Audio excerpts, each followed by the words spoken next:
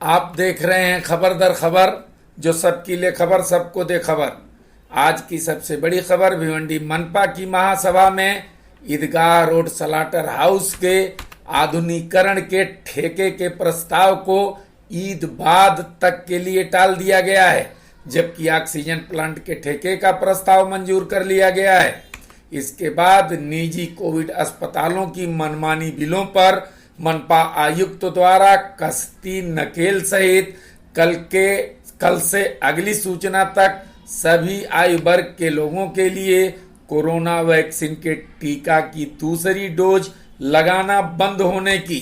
तदोपरांत आज के corona update की। लेकिन इससे पहले हमारे चैनल खबर दर खबर को सब्सक्राइब करने के साथ साथ तुरंत घंटी की आकृति की बटन को दबाना ना भूलें, ताकि शहर की खबरों से आप निरंतर बाखबर होते रहें।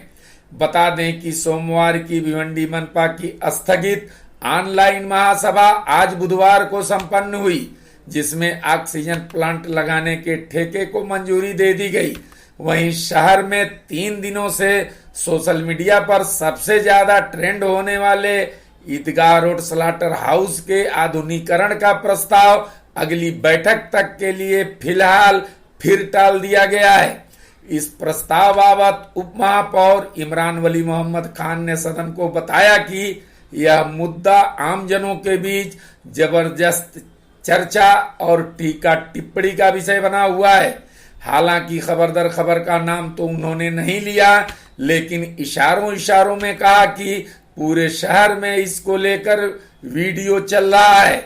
इससे नगर सेवकों की काफी बदनामी हो रही है, इसलिए इस मुद्दे पर चर्चा ऑनलाइन नहीं हो सकती। इसलिए इस इकलौते विषय पर ईद बाद विशेष महासभा आहूत कर सभी दलों के नगर सेवक सौहार्द व सद्भावना के माहौल में इस प्रस्ताव पर चर्चा कर कोई सार्थक हल निकालें। इस सभा में धामनकर नाका उड़ान पुल को तोड़कर बनाने की मंजूरी वाला प्रस्ताव भी अगली सभा के लिए धकेल दिया गया है, जबकि इसको तोड़ने से लेकर बनाने तक का काम MMRDA के खर्चे से होना था। मनपा को महज औपचारिक मंजूरी भर देना है, इसमें मनपा को कुछ नहीं खर्चना था। लेकिन भाजपा नगर सेवक नीलेश चौधरी ने सुझाव दिया कि उड़ान पुल तोड़ने और निर्माण करने में पास पड़ोस के प्रभावित होने वाले दुकानों और मकानों का पहले मुआवजा तय होना चाहिए। मनपा के जानकार सूत्रों का मानना है कि महासभा में BOT पद्धति वाले ज्यादातर ठेके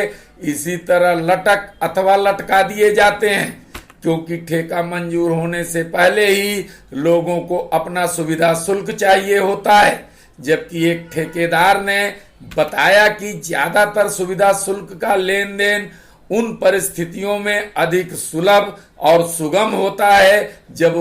वर्क ऑर्डर निकल जाए।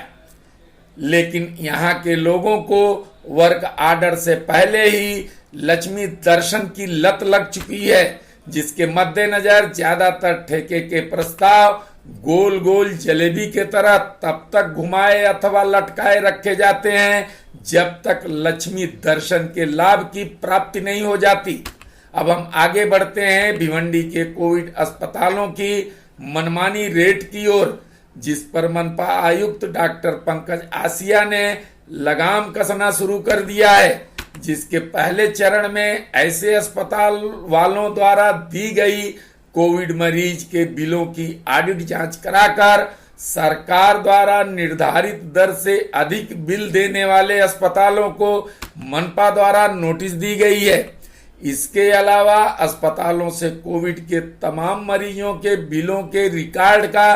ब्यौरा भी मंगवाया जा रहा है और उसकी समग्र जांच पड़ताल के बाद इन बिलों में किसी प्रकार की गड़बड़ी पाई गई तो उस अस्पताल के लाइसेंस रद्द होने सहित अन्य कड़ी कार्रवाई का संकेत भी मनपा आयुक्त डॉक्टर पंकज आसिया ने दिया है। बता दें कि इस संबंध में मुंबई हाई कोर्ट में दायर एक जनहित याचिका पर पिछले 7 मई को फैसला सुनाते हुए हाई कोर्ट ने कोरोना के मरीजों को सरकार द्वारा निर्धारित दर से अधिक उगाही गई रकम को वापस करने का आदेश देते हुए कहा है कि यदि कोई अस्पताल सरकार द्वारा निर्धारित दर से ज्यादा बिल वसूल करता है तो उसके लिए संबंधित जिलाधिकारी के पास सारे कागजात और बिल के साथ निवेदन दें। खबर दर खबर अपने श्रोताओं अथवा दर्शकों के लिए इस बाबत शिकायत के निवेदन का प्रारूप कमेंट बॉक्स में डाल रहा है, जिसे अपलोड करके आप उसे जिला अधिकारी के पास जमा कराकर निजी कोविड अस्पतालों द्वारा निर्धारित दर से अधिक ली गई बिल को वापस पा सकते हैं। अब अगली खबर कोरोना अपडेट की, लेकिन उससे पहले हम बता दें कि भिवंडी मनपा अब तक शहर के 3 स्थानों पर कोविड के टीकाकरण का काम कर रही थी, लेकिन कोविड का टीका पर्याप्त मात्रा में उपलब्ध न होने के कारण उक्त सभी केंद्रों पर सभी आयु वर्ग के लोगों के लिए टीका का पहला डोज देना अगली सूचना तक के लिए कल से बंद कर दिया जाएगा। अब कल 13 मई गुरुवार से केवल 45 वर्ष से अधिक आयु वर्ग के व्यक्तियों, स्वास्थ्य कर्मियों और फ्रंटलाइन वर्कर्स को कोरोना टीका का केवल दूसरा डोज भाग्यनगर स्थित मनपा स्कूल नंबर 75 और खुदा बख्श हाल में सिर्फ 2 जगहों पर दिया जाएगा। इस बाबत डॉक्टर के.आर. खरात द्वारा जारी एक प्रेस बयान के मुताबिक कोविड के दूसरे डोज के उत्तम और सार्थक परिणाम मिलने के लिए पहले डोज और दूसरे डोज के बीच कम से कम 45 दिन का अंतर होना आवश्यक है। डॉक्टर खरात ने कोविड का पहला टीका लेने के लिए लोगों से किसी भी टीकाकरण केंद्र पर आने की मनाही करते हुए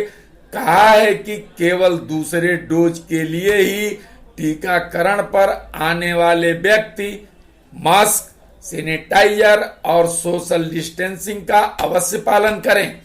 अब हम आगे बढ़ते हैं कोरोना अपडेट की ओर, जहां आज लगातार तीसरे दिन भी कोरोना से फिर एक की मौत हुई है। वहीं 36 मरीज नए मिले हैं और 21 मरीज ठीक भी हुए हैं तथा 278 मरीज उपचाररत हैं। इसी तरह आज कुल 645 लोगों की कोरोना जांच हुई है, जिसमें 609 लोगों की रिपोर्ट निगेटिव आई है तथा 658 लोगों को आज कोरोना वैक्सीन का टीका दिया गया है। इस प्रकार आज के कोरोना के मरीजों का पॉजिटिव रेट 9.64% तथा ठीक होने का रिकवरी रेट 93.20% रहा।